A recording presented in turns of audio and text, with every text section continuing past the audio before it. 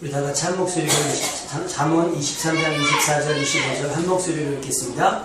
의인의 아비는 크게 즐거울 것이요 지혜로운 자식을 낳는 자는 그로 말미암아 즐거울 것이니라. 내 부모를 즐겁게 하며 더 나은 어미를 기쁘게 하라. 아멘. 되게 5월 8일 날 부모님을 기쁘게 하셨습니까? 만족스럽게 하셨습니까? 권효가라고 아마 우리 젊은 분들은 인터넷 하시는 분들은 아마 5월달쯤에서 권효가라고 하는 아마 글귀를 읽어보셨을 거예요. 들어보셨어요? 권효가라고 해서 부모님의 그 은혜는 하늘같이 높건만은 청춘나녀 많건만은 효자회부 없는지라. 시집가는 새아씨는 시부모를 싫어하고 장가가는 아들네는 살림나게 바쁘도다. 제 자식이 장난치면 싱글벙글 웃으면서 부모님이 훈계하면 듣기 싫어 성을 내고 시끄러운 아이소리 듣기 좋아 즐거하며 부모님이 두말하면 잔소리라 빈정된다. 자식들의 오줌똥은 손으로써 주무르나 부모님의 가르침은 더러워서 밥 못 먹고 과자 봉지 들고 와서 아이 손에 쥐어주나 부모 위에 고기 한 근 사올 줄을 모르는고 개가 곧 누우면 가축병원 달려가나 늙은 부모 병이 나면 근심 걱정 많이 하네. 10자식을 키운 부모 하나같이 키웠건만 10자식은 한 부모를 귀찮다고 생각하네. 자식 위에 쓰는 돈은 계산 없이 쓰련마는 부모 위에 쓰는 돈은 계산하기 바쁘도다. 자식들을 데리고는 외식함도 자칫것만은 늙은 부모 위해서는 외출할 줄 모르도다. 그대 몸은 소중거든 부모 운동 생각하고 서방님이 소중거든 시부모를 존중하라. 죽은 후에 후회 말고 살아생전 효도하며 하느님께 복을 받고 자식들께 효도받네. 저희 아파트 엘리베이터에 붙었어요. 그래서 다시 인터넷에서 검색을 해봤죠. 이게 뭔가. 한자를 풀이를 이렇게 했는데 마음이 그냥 막 정말 사실인 것 같아서 또 사실인 것 같고요. 마음이 아프더라고요. 한 부모가 있었습니다. 엄마는 본인이 원하면 하지만 곱추등을 가지고 태어나셨어요. 얼마나 서러운 인생을 살았겠어요. 그런데 천만다행으로 사랑하는 사람을 만나서 결혼을 했습니다. 이세에 대한 계획에 고민이 많았어요. 왜냐하면 유전될까 두려워서. 그래도 남편을 의지하면서 남편을 믿고 이제 아이를 갖고 출산을 했는데 천만다행으로 이 아이는 이제 그런 기형이 없이 태어난 거예요.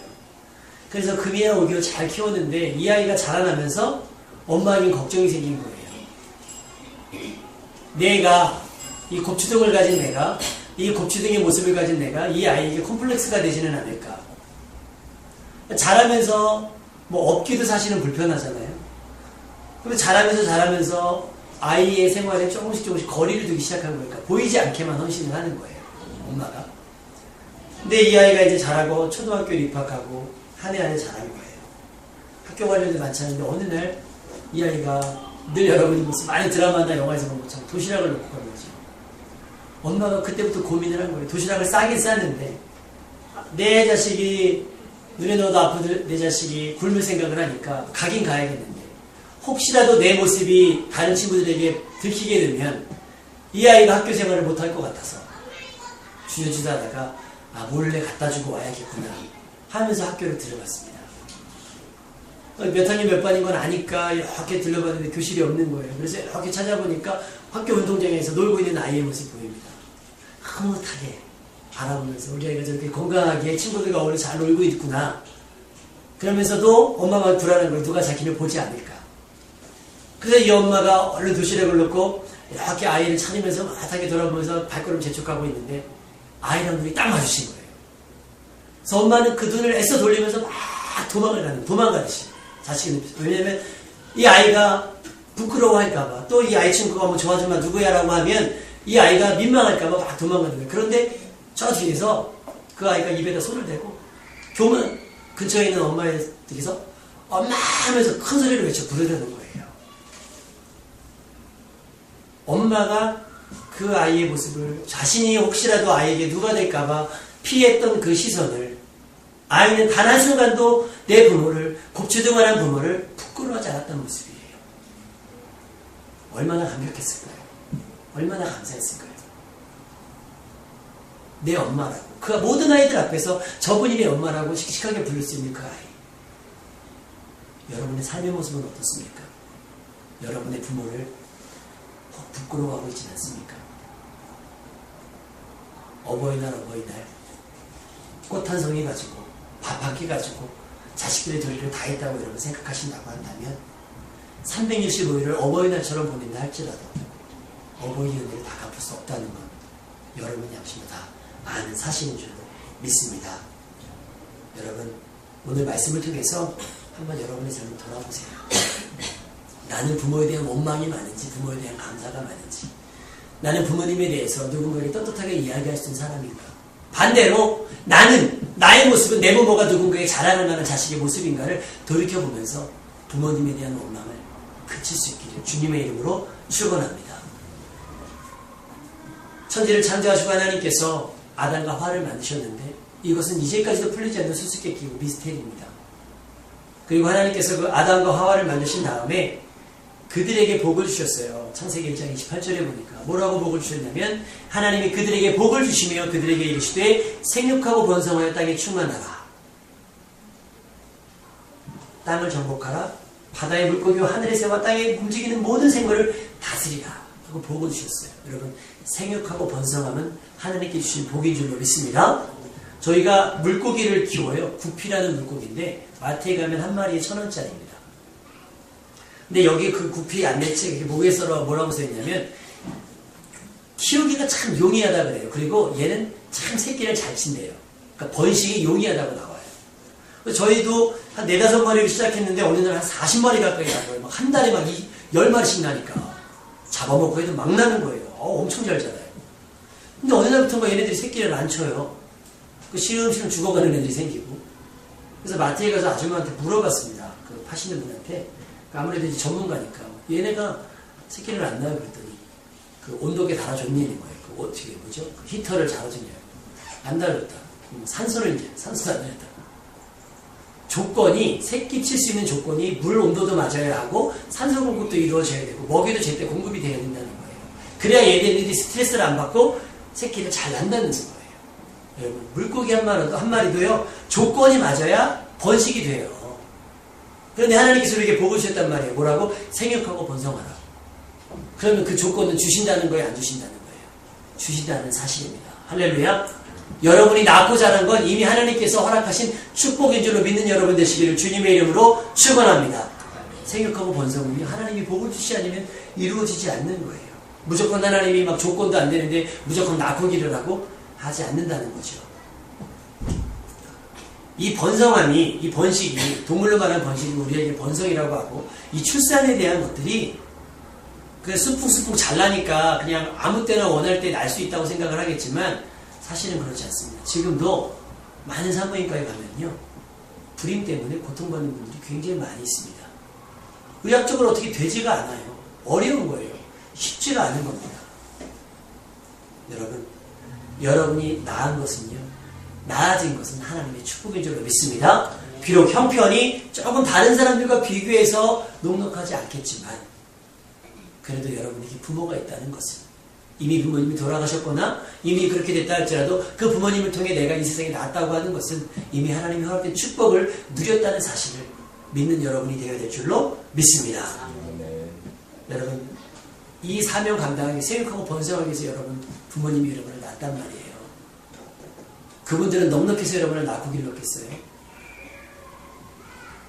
한번 상상을 해보세요. 여러분을 낳았을 때, 여러분이 가졌을 때 여러분의 부모님이 얼마나 기뻐하셨을까? 여러분이 그 어릴 때에 여러분의 모습들을 보면서 얼마나 흐뭇해 하셨을까? 그래서 상상하고 추억해보라는 말이에요. 비록 지금은 관계가 그다지 좋지 않다고 생각한다 할지라도 여러분의 어릴 때 모습들은 부모님에게는 추억인 거예요. 이제까지 살아오면서 겪었던 많은 고통을 감할 수 있는 그 고생이 아무것도 아닌 것처럼 느낄 수 있는 것이 여러분의 모습이었다는 거예요. 그런데 우리는 얼마나 많이 불평하고 얼마나 많이 투정했습니까? 솔직하게. 제가 주보에 실을 그림을 막 했어요. 그런데 2가지 그림이 있었어요. 첫 번째 이 그림이죠. 한 분이 무릎 꿇고 눈물로 기도하는 거예요. 뭐라고 기도하는 줄 아세요? 우리 어머니의 마지막 호소. 하나님께 드리는 마지막 호소. 하나님, 자녀들에게 패기치지 않고 떠나길 원합니다. 이것이 나이가 많아 늙어서 살림이 없는 부모님이 하나님께 간구하는 기도 제목이라는 사실을 여러분이 믿어지십니까? 그런데 우리는 그 잔소리를 듣기 싫어해요. 다 더 잘 되라고 하는 얘기가 마치 거짓말같이 그 잔소리가 너무나 싫어요.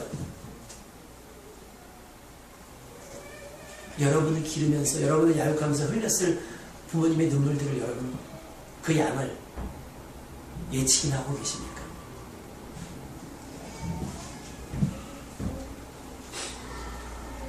여러분의 자녀됨 하나님께 감사함으로 받을 수 있기를 주님의 이름으로 축원합니다. 그러면 생육하고 번성하라고 하는 것은 부모 세대에게만 주신 명령은 아니에요. 부모에게 생육하고 번성하라고 하는 사명을 주셨다고 한다면 자녀들에게 뭐라고 주셨냐면 출애굽기 20장 12절 말씀에 내 부모를 공경하라.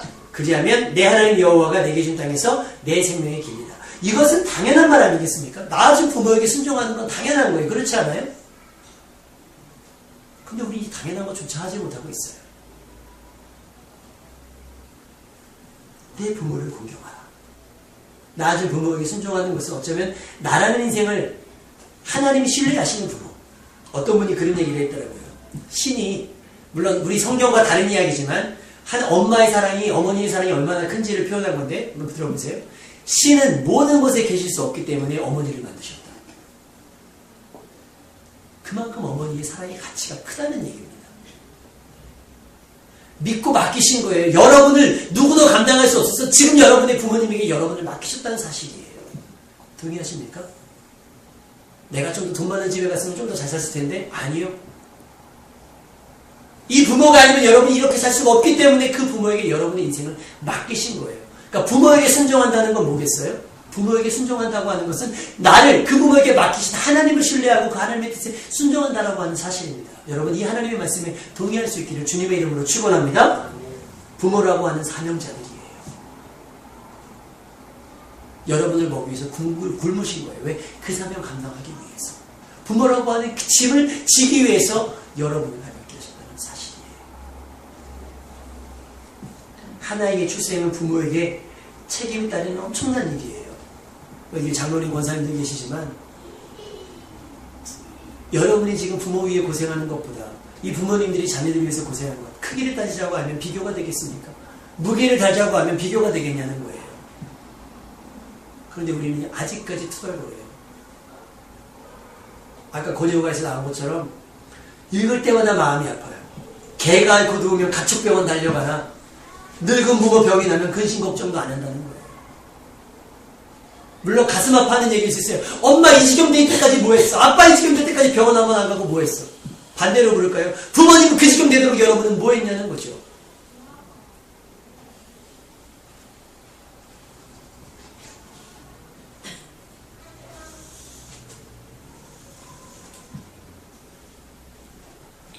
다스리라고 관리하는 사명을 처음 사람 아담과 하와에게 주셨듯이 부모님들에게는 자녀들의 삶을 돌보고 양육할 책임과 의무를 주셨습니다.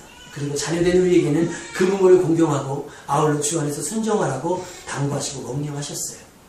부모에게 순종하고 부모를 공경하는 것은 약속 있는 첫 계명이라고도 말씀하셨습니다. 부모의 공경에 대한 하나님의 말씀, 여러분 순종하는 것이 마땅한 줄로 믿습니다. 듣기 싫다고 하지 마세요. 언제까지 잔소리를 할 수 있는 부모님이 아닌 거예요. 요즘에 치매도 많잖아요. 자식도 잃어버린대요. 어릴 때 자녀의 모습을 기억하는 거예요. 내 자녀는 커버렸는데 치매에 걸리니까 내 아들이 애긴 줄 아는 거예요. 나중에 효도해야지. 그 나중이라는 기회가 여러분이 허락될지는 장담할 수 없는 거 아니겠습니까? 요한일서 4장 20절에 보니까 그런 얘기 말씀이 있어요. 누구든지 하나님을 사랑하느라 하고 그 형제를 미워하면 이는 거짓말하는 자니 보는 바 그 형제를 사랑하지 아니하는 자는 보지야 못하는 바 하나님을 사랑할 수 없느니라. 동의하십니까? 연애는 그렇게 진하게 하면서 연애는 그렇게 화끈하게 하면서 내 사람이 될지 모르는 사람과는 그렇게 투자하고 내 사람이 될지 모르는 아직 확신을 갖지 못하는 사람에게는 그렇게 데이트하고 그렇게 열렬히 사랑하면서 나를 낳아주고 나를 길러주는 부모에게 대해서는 눈에 보이는 부모에 대해서는 왜 그런 사랑을 하지 못하는지 돌아볼 수 있었으면 좋겠습니다. 한 뉴스 기사가 나왔어요. 서울대 다니는 친구가 여자친구의 명품 가방을 사주기 위해서 신장을 팔았어요. 신장을. 대단하지 않습니까? 그 사람.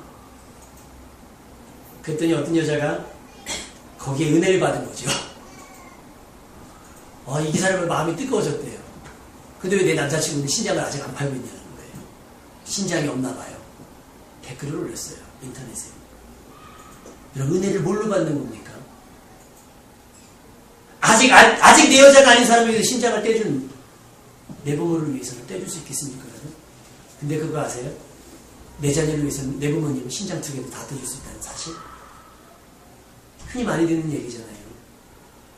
시각을 잃은 아이가 나중에 수술을 받아서 눈을 떴어요. 알고 봤더니 엄마 눈이 하나 없는 거죠. 여러분은 그럴 수 있냐는 거예요. 내 여자친구, 내 남자친구를 위해서, 내가 키우는 개를 위해서는 내가 하고 싶은 어떤 걸 위해서 마음껏 투자하고 하지만 내 부모를 위해서 여러분 무엇을 할 수 있겠습니까? 우리는 부모님을 어떻게 공경해야 할까요? 오늘 잠언 23장 24절 말씀에 그렇게 얘기했습니다. 의인의 아비는 크게 즐거울 것이요. 여러분의 인생 때문에 여러분의 부모님이 많이 웃을 수 있기를 주님의 이름으로 축원합니다. 얘가 어떻게 되려고 한숨 짓는 인생이 아니라, 물론 부모님은 그 생명 다할 때까지 여러분을 돌보실 거예요. 돈을 달라 하시면 돈을 줄 것이고요. 여러분이 필요하다 하시면 신장을 팔아서도 여러분이 필요하면 공급해 주실 거예요. 언제까지 하셔야 되냐는 거죠. 언제까지. 의인의 아비는 크게 즐거울 것이요 지혜로운 자식을 낳는 자는 그로 말미암아 즐거울 것이니라. 내 부모를 즐겁게 하며 너를 낳은 어미를 기쁘게 하라.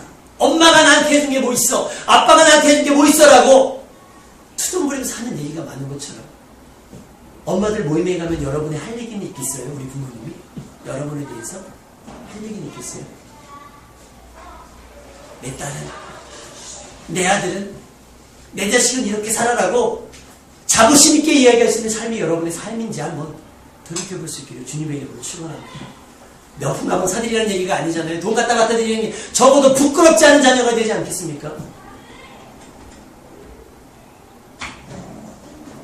그 예전에 본 다큐멘터리에서 그게 있어요.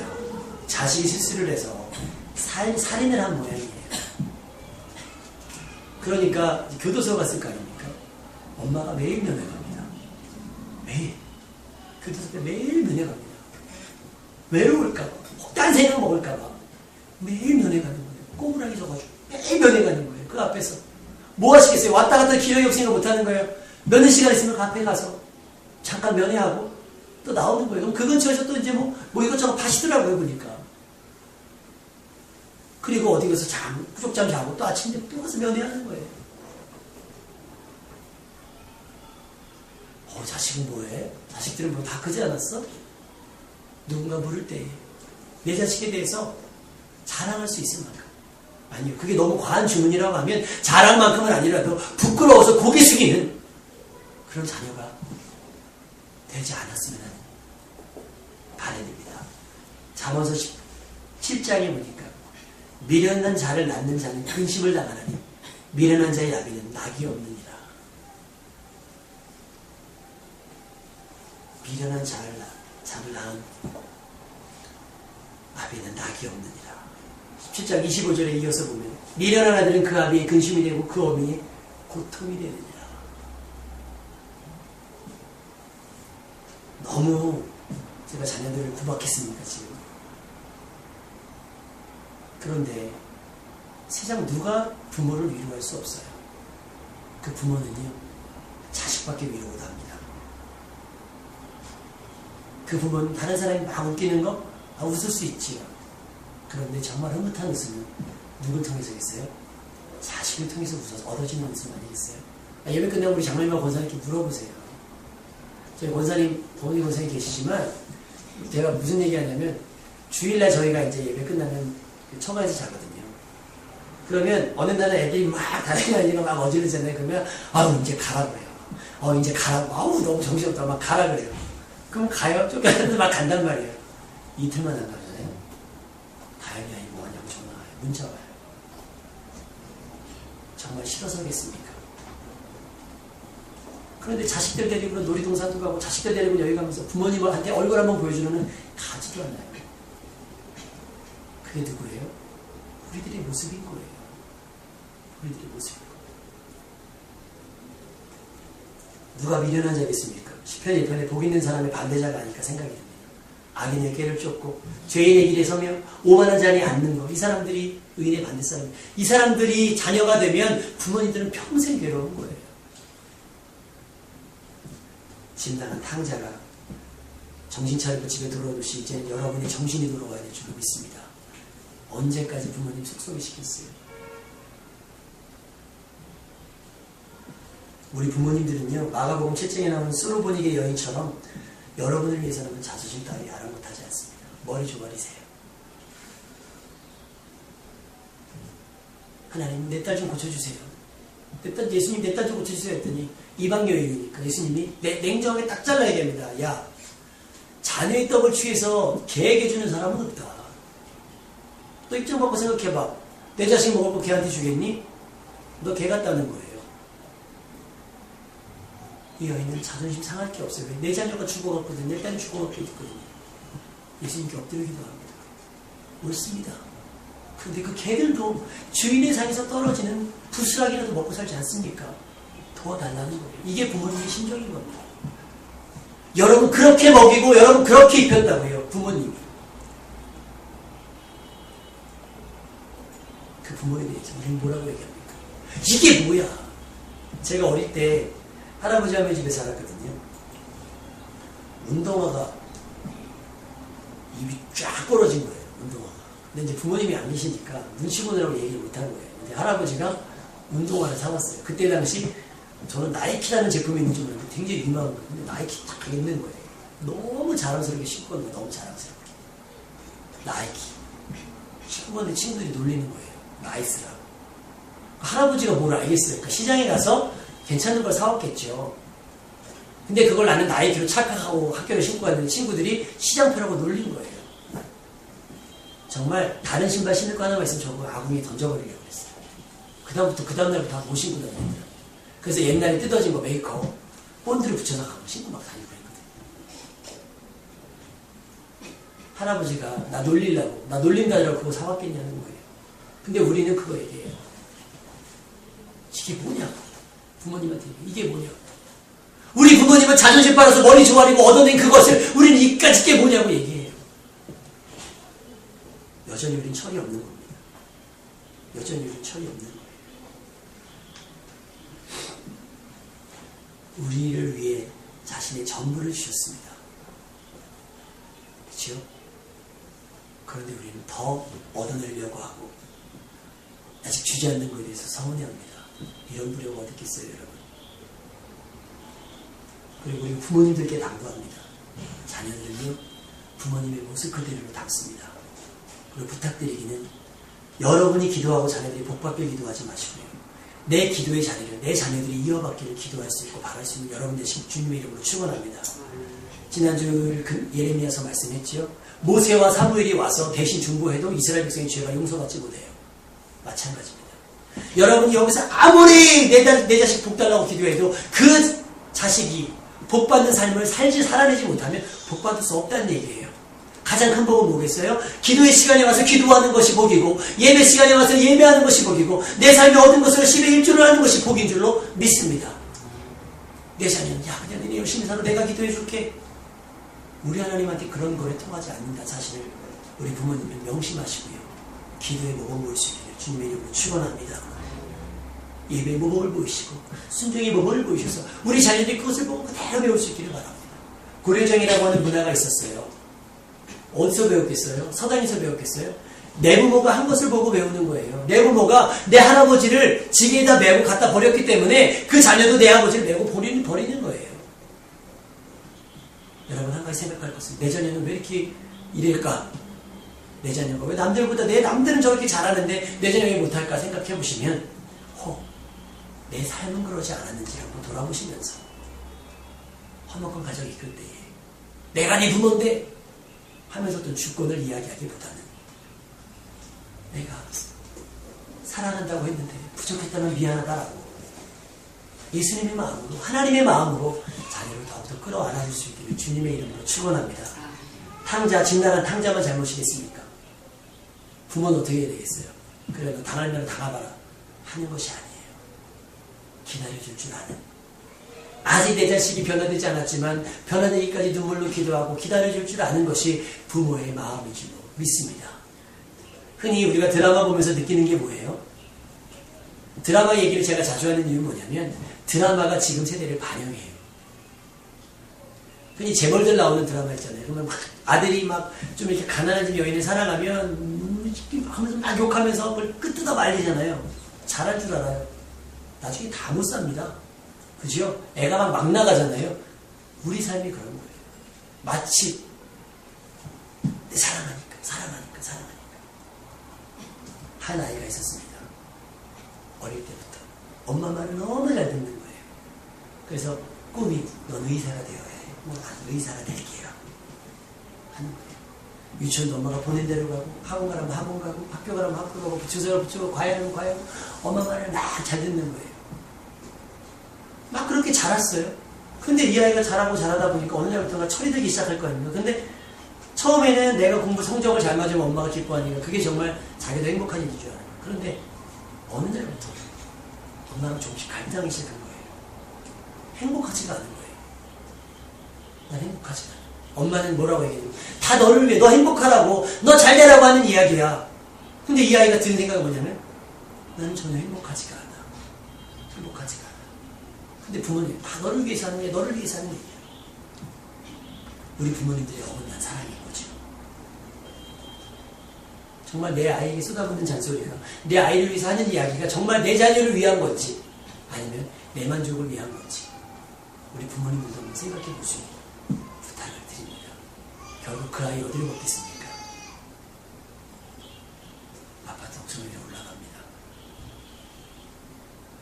숨 쉴 수가 없어서 한 집사님이 저에게 상담을 했어요. 학생인데 얘가 집을 안 들어온대요. 집을 안 들어오고 상담해요. 왜 안 들어오냐고. 그 애를 욕을 막 하는 거예요. 그래서 내가 물어봤어요. 집사님, 술 먹고 들어오면 잔소리 하십니까? 그럼요, 전사님. 해야죠. 술 먹고 이게 정상입니까? 그럼 저라도 좀 나가죠. 듣기 싫은데. 집은요, 부모는요, 내가 다른 사람이 다 손가락질하는 죄를 지었어도 안아줄 수 있는 곳이 집이어야 하고 품어줄 수 있는 곳이 집이어야 합니다.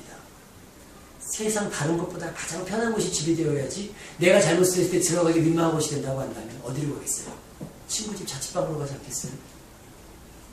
집사님 내쫓은 겁니다 생각했어요. 지금 집 나온 가출 청소년 얘기해보면 다 걔 잘못이라고 얘기하죠. 아니요. 부모님의 잘못도 있습니다. 무엇이 부모님의 사랑인지 우리 어버이 되시는 분들은 내 자녀를 사랑하는 방법에 대한 고민들을 다시 한번 기도해보면 해보시고 내 자녀들은 다시 한번 어떤 것이 옳은 것인지 생각해 볼 수 있기를 바랍니다.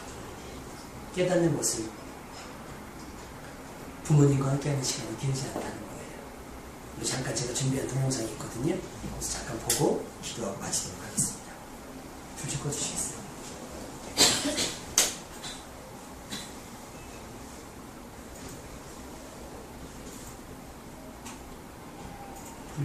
방송 영어하는 곳 혹시 아십니까? 제가 말씀드릴게요. 가장 남은 영어가 아니라 말을 이것이 이세 가장 아름다운 영어라고 하는 기회를 줍니다. 첫 번째 가장 아름다운 영어가 파더 글쓰고 얼마나 좋습니까? 페이션, 열정, 정력, 세 번째 가장 아름다운 영어가 파더는 얼마나 좋습니까? 스마일. 네 번째 가장 아름다운 영어가 파더는 얼마나 좋습니까? 아버지 말은 러브, 사랑이. 여러분 놀라지 마십시오. 다섯 번째 아버지가 없었습니다. 열 번째도 파더가 없었습니다. 더 놀라지 마십시오. 70번에 가도 파더가 없었습니다. 때려치고 있습니다. 우리 아버지들 저희 교수님들 죽읍시다. 저는 1945년 해방된 우리 누나들하고 저하고 일본에서 태어났습니다. 일본 어디서 태어나냐면 여러분 히로시마 아시죠? 원작 부동들 히로시마 태어났는데 미국 폭격이 와서 폭탄이 아침 식사를 아버님이 놀라서 숟가락을 놓고 탁 튀어서 집에서 돌아오면서 어머니 보고 빨리 싸워라. 그때 그 당시에 저는 어머니 배송이었어요. 9개월 뒤에 큰 누나 4살, 그때는 2살. 돌아오면서 바로 걸어서 우리 어머님이 큰 무거움을 들고 우리 누나들을 아버님 키워달라. 혼자 키우다가 돌아오는 순간 아버님이 전쟁터에 서라시를 버리는 예비를 했습니다. 전쟁터에 자식을 버리는 의미는 앞으로 폭격이 떠드는 자신한다는 것이죠. 그런데 그 과정도 멀리 가지 않았습니다. 제가 한국에 와서 내가 45살에 6.25 같았습니다. 우리 어머님이 이렇게 침을 입고 바로 뒤에 5살 제가 걸어갔습니다. 그 뒤에 2장 누나, 마지막에 큰 누나도 지금 이렇게 갔는데 수로탄이 나왔습니다.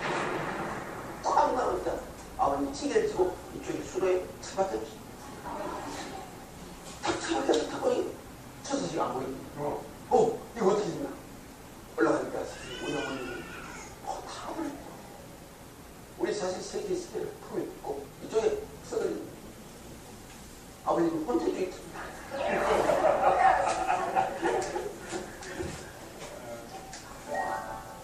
위급한 상황이 벌어지면 엄마는 자기 몸은 보이지 않습니다. 옛날에 제 돌될 준비해서는 폭력이 아주 심했습니다. 저도 병에 걸려서 죽게 되었습니다. 그래 많이 죽었습니다. 우리 아버님은 찌개를 지고 삽을 가지고 저를 산에 부르기 위해서 마을에 앉으셨습니다. 우리 아버님은 밤새 끝을 탐나고 있습니다. 아버님이 가만히를 들어가서 나를 둘 말아가지고 이제 산을 가기 위해서 문을 탁 열었습니다. 아버님이 죽은 자식 품에 안에서 못합니다. 빨리 내놔. 동 앞에 주는 자식은 자식도 아니야. 우리 어머님은 그렇게 팍 하고 우리 모진 것이 이렇게 하나님이 살아계시고 내 아들 살아주시고 그러면서 마지막 가는 그 길을 자식을 보내기 위해서 혀를 가지고 내 얼굴을 그 내 얼굴에 종지가 나서 보이지 않는 그 우리 어머님이 살려고 그 내 얼굴 세상 이기는 거지. 갑자기 얼굴에 생겨서 손가락으로 흘렸어요. 그래서 제가 살았습니다. 그래 지금 살아있을 수 있잖아. 어머님이 자식에 대한 그 가슴 뜨거운 그 순간 삶을 살았습니다. 어머님의 사랑에는 기적이 부모님을 사랑해주고 고맙게 잘하십시오. 저는요, 우리 어머님 평생 안 죽는 줄 알았어요. 내하고 같이 평생까지 살 줄 알았는데, 어느 날 여러분이 아시다. 오늘 이별에 대해서 지금 하는 말, 이별을 계속 알려줘서 이별 중에 눈물이 가장 많은 것은 어머님을 떠나버려. 자식을 떠나볼 때는 상처가 너무 커서 눈물이 나타났습니다. 그래서 여러분, 부모님을 살아있을 때 부모 자식 간에 따뜻한 사랑을 원 없이 나누시길 바랍니다. 여기까지 넘어갈까요? 일본에서 조사를 했는데 출가한 딸이 엄마와 함께 할 수 있는 날짜를 계산했답니다. 돌아가시기까지. 그러니까 55일밖에 안 된대요. 55일. 시간으로 명절날 뭐 이렇게 따져보면 여러분 사랑할 수 있을 때에 또 그 은혜에 대한 보답을 할 수 있을 때에 그러니까 우리가 보내드리는 여행을 건강하게 다녀오실 수 있을 때에 우리가 해드리는 음식을 맛있게 먹을 수 있을 때에 우리가 드리는 사랑을 받을 수 있을 때에 그때에 여러분 부모님의 효도를 다할 수 있도록 주님의 이름으로 축원합니다. 우리가 변화돼서 하나님 우리를 사랑하시는 것이 아닌 것처럼 우리가 아직 죄인 되었을 때에 주님이 우리를 사랑하셨던 것처럼 우리 부모님도 우리를 그렇게 사랑했습니다. 그렇다면 우리도 우리 어머니가 우리 부모님이 남들보다 부족하다 할지라도 사랑하는 것이 마땅할 줄로 믿습니다. 다 같이 기도하도록 하죠. 하나님 사랑할 마음을 주옵소서. 서운한 모든 마음을 다 털어지게 하시고 이제부터라도 잘할 수 있도록 우리 부모님들은 내 자식들에게 부끄럽지 않은 부모 믿음의 좋은 대물림이 될 수 있도록 도와달라고 내 자식들을 사랑해달라고 부모님의 마음을 호소하시고 우리 자녀들은 내 자녀 부모님에게 부끄럽지 않은 오히려 부모님 즐거워하는 인생이 되길 원합니다라고 다 같이 통성으로 기도하겠습니다.